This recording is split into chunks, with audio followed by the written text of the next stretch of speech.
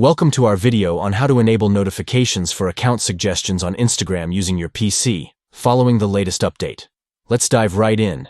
First, you'll want to start by opening your Instagram account on your preferred web browser. Once you're logged in, you're ready for the next step.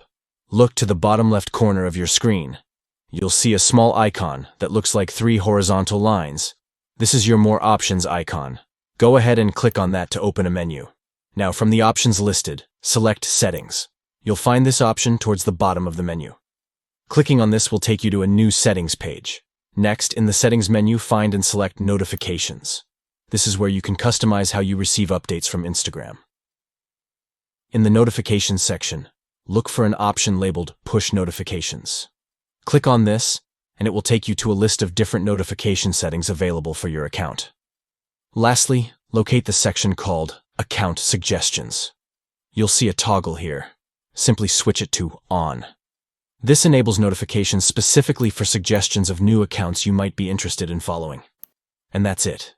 You've successfully enabled notifications for account suggestions on Instagram while using your PC. Thank you for watching. If you found this tutorial helpful, don't forget to like and subscribe for more tips and updates on your favorite platforms. Happy Instagramming!